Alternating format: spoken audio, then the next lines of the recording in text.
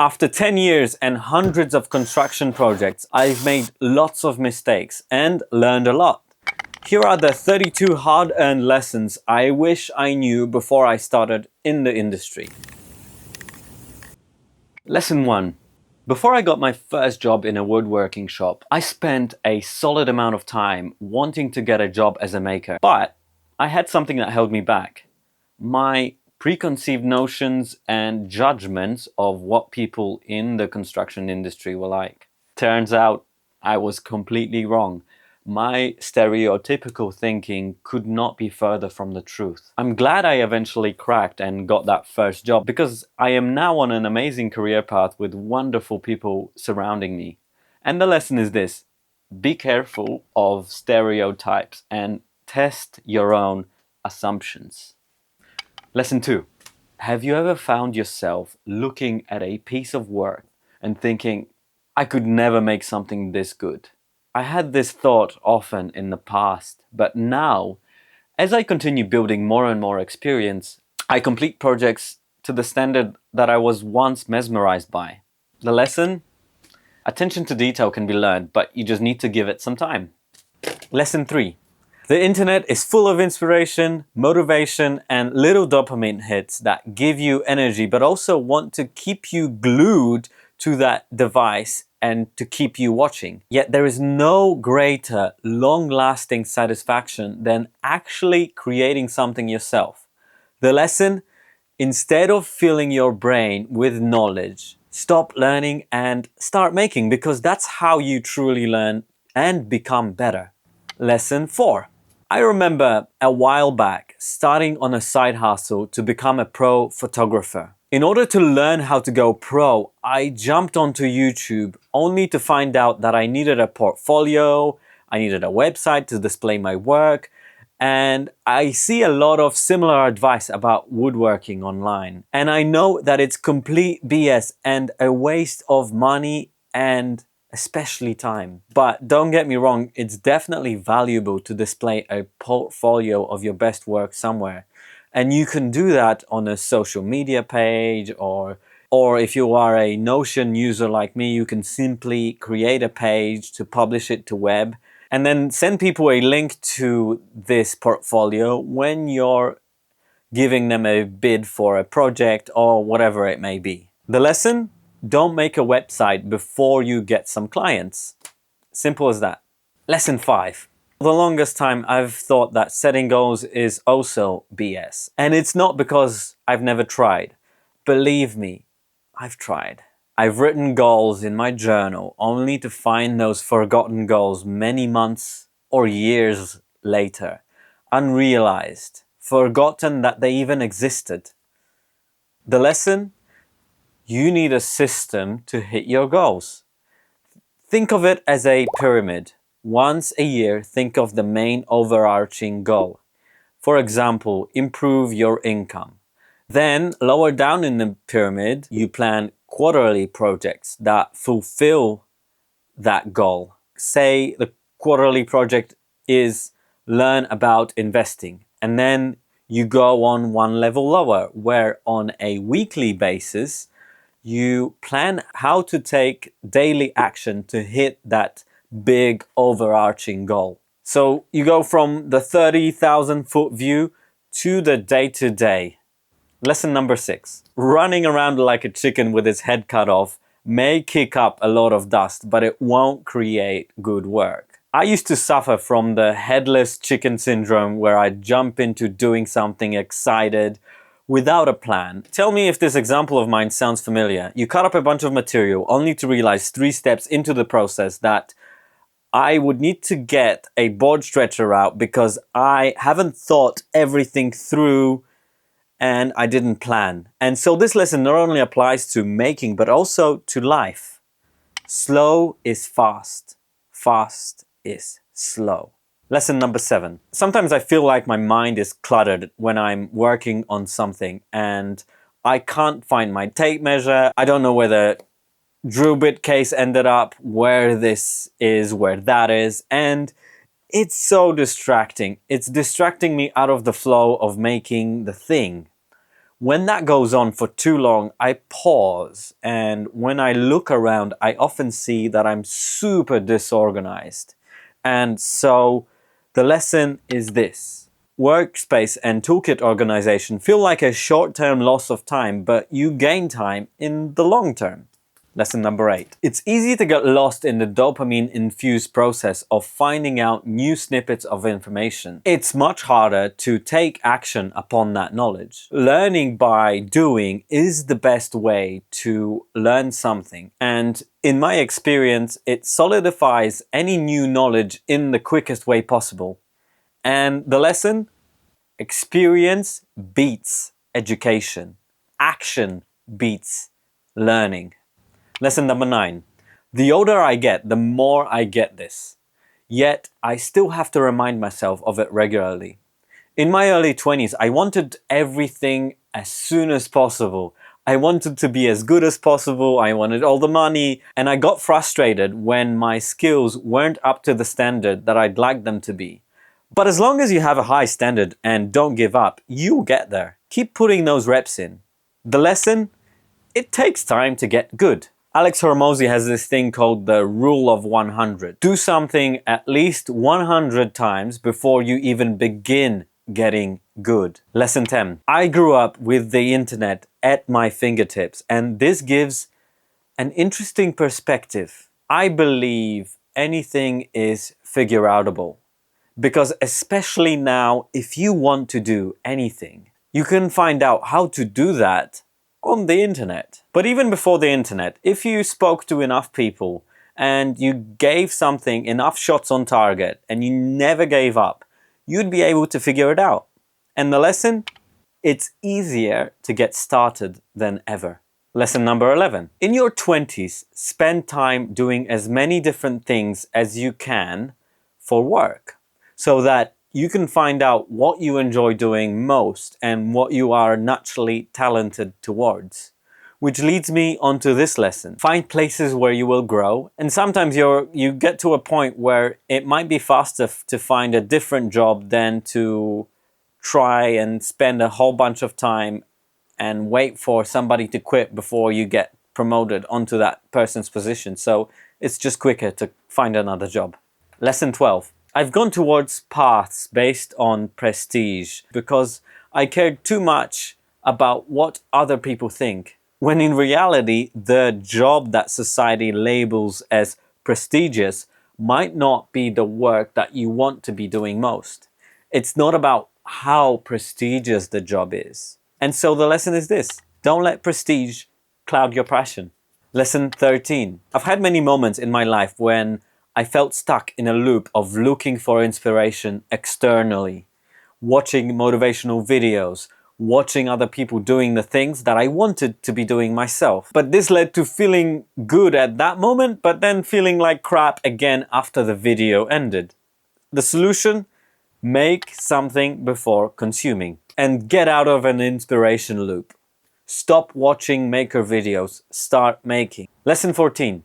There have been many times in the past where I didn't want to do something because of the idea that I didn't have the right tools to do the job. But if you actually try to get started working on a project, you will find that there are 100 ways to skin a cat, and there are a near infinite number of ways you can make something. And so the lesson is this: you don't need fancy tools YouTubers show you to do good work. Start with what you own. You don't need a lot of tools. Lesson 15. On the opposite end of the spectrum is another lesson. In moments of real creative low, feeling uninspired or plain bored, I found that introducing a new tool to the process reignited excitement and opened up new ways of doing things. And so the lesson is this: new tools reignite excitement and inspire. Maybe just avoid buying things just because you're bored. Lesson 16. While the example above is more of a side effect of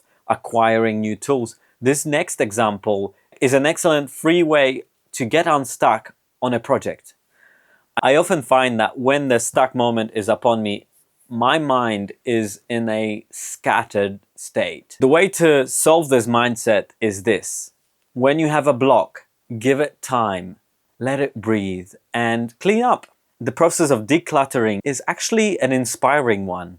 And here's a bonus lesson for getting unstuck. It helps with getting your mind focusing on a different thing by working on a side project.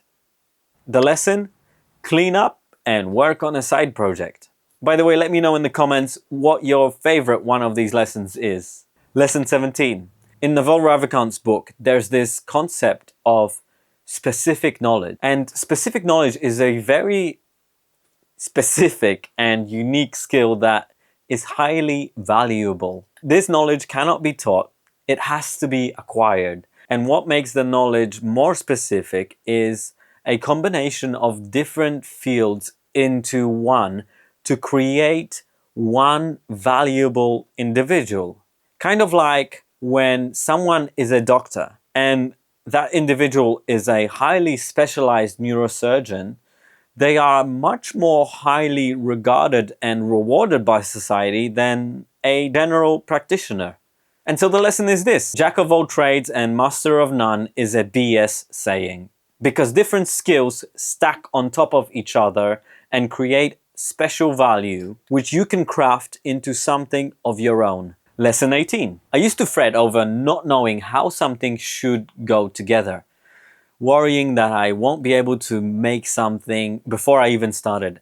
And then I would spend ages trying to learn about the thing, and weeks would go by before even starting. When in reality, to complete that thing, I only needed 17% of the knowledge that I've learned over those weeks. So eventually I realized that it's better to get started without much knowledge and then ask questions along the way to solidify the knowledge. And the lesson? You don't have to know all the details to get started. Just make it fit like a jigsaw puzzle. Lesson 19. There are many mental barriers almost everyone has to overcome to achieve some form of success. I've overcome many fears. Fear of not fitting in, fear of looking incompetent, imposter syndrome, fear of not being skilled enough. Yet, I still face some like these right now. But a great lesson that a director named Robert Rodriguez put into words for me is this: fear forward. It's okay to be scared, take action anyway. You may often find that on the other side of fear, there wasn't much to worry about anyway. Lesson 20. Another naive mistake from my youth was when I had my first business idea and I decided to become a freelance photographer.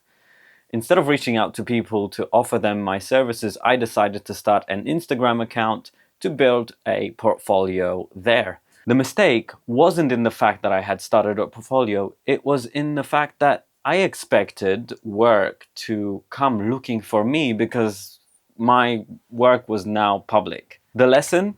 A portfolio won't automatically get you clients. You have to actively seek them out. Lesson 21. There's a beautiful lesson that I've gotten from learning how to fly an airplane and learning how to be a pilot. When I got into a Cessna 172 for the first time, the instructor took me out to the training area and did most of the workload.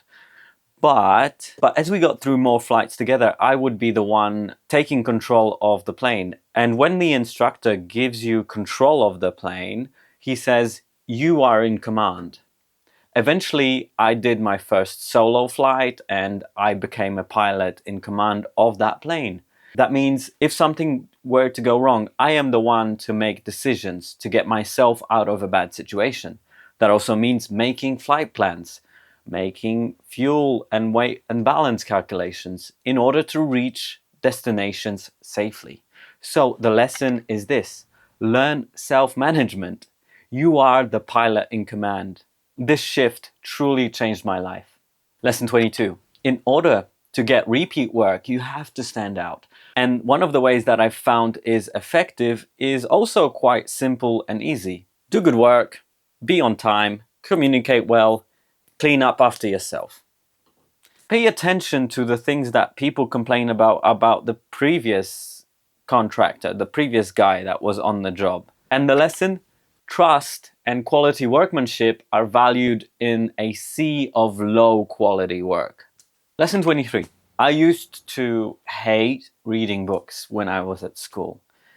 probably because English is my second language. But when I left school and could self-direct my learning, it's like this whole world opened up to me. There are many ways to learn, and the simplest for me is from YouTube. But there is a deeper way to learn things: reading books. And so embrace reading. And at the start, read what you feel like. Lesson 24. Stumbling onto doing something you enjoy can be a blessing. But no matter what you do, there are going to be parts of a job that aren't the most, how should I put it, inspiring. And so the lesson is this: you will encounter blocks, you will encounter setbacks and boredom, no matter what field of work you're in. Don't blame the work. Lesson 25. I remember when I was a teenager and in my early 20s, I would look at this art website called DeviantArt, and I dreamed of drawing or making graphics like the people there, but thinking there's no way I could be this good, and there's no way I could be this creative. And I wish somebody back then taught me about creativity, whether it applies to painting, building, or photographing, or drawing, whatever. And the lesson is this: to inspire creativity, just make. Each project unlocks something new which leads on to the next project, and it gives you more to work with. Creativity is exponential, and so start making to uncover what is inside of your own creativity bubble. And everyone has one. Just like writing generates ideas. Lesson 26. When building something, it's super easy for your workspace to be absolutely covered by every single tool you might have on hand, as well as the materials that you've used up to this point. I used to be a master of leaving a trail of things wherever I went, or if I worked in a shop, every single flat surface would have something on it at the end of a project or at the end of the day. And this started to change when I started working in teams, but also when I read this book called Every Tool is a Hammer, where Adam Savage talks about the importance of regular tidy-ups. And while I'm still not perfect and it's a work in progress, I now find that I don't lose things as much as I used to. And there's much more flow to the work and much more clarity on how to go about things. So the lesson is this: take time to get organized on a regular basis. Lesson 27. I often find myself figuring out a solution to a project problem that's this complex thing, and then a different person comes in and figures out an incredibly elegant solution in 10 seconds. That's why the next lesson is an important one. Find people to be on the journey with. Not only does it help to be better more quickly, but it's also way more fun. Lesson 28. Learning and continuous improvement are huge. I feel that the moment I lose my curiosity and need to get better will be the moment I lose an interest in making. And what better way to grow than to learn directly from someone else? And so this lesson is: work with people better than you. Lesson 29. Once again, English is my second language. So at school, the subjects I enjoyed the least were the English communication subjects, because I sucked at them compared to all my native English-speaking friends. Fast forward to a few years ago, where I realized that communicating with the rest of the humankind is the foundation of everything we do.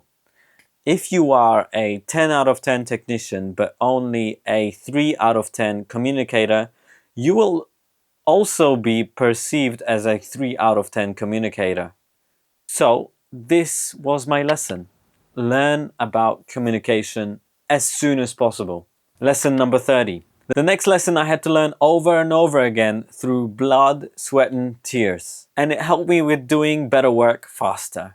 I can tell you many examples of how I screwed this one up, but the one that is the most vivid in my brain is painting and finishing. Whenever I painted something, I would want to rush things and just get it done fairly quickly, and I used to think that I am not a person who has the patience to use masking tape.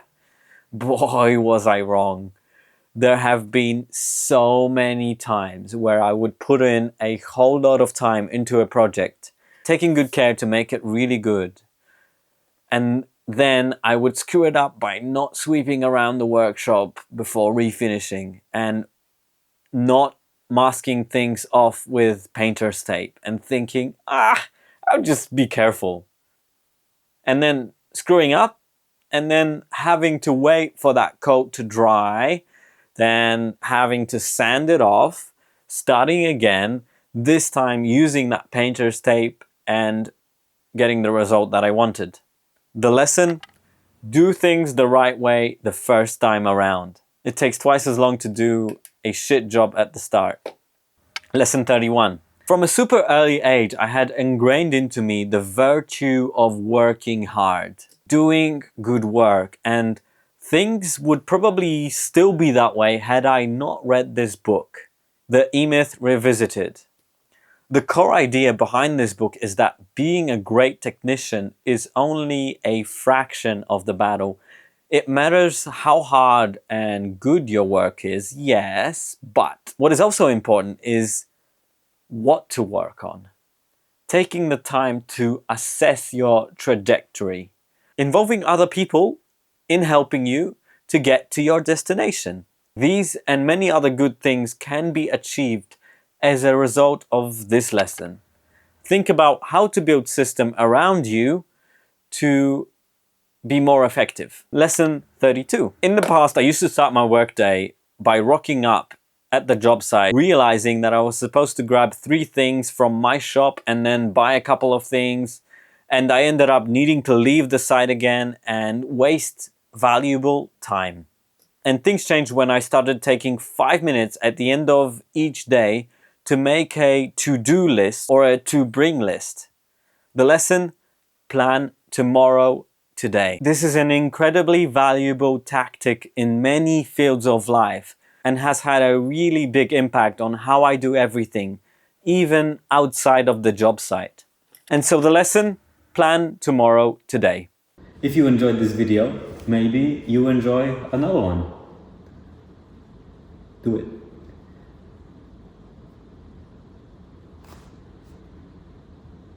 Go.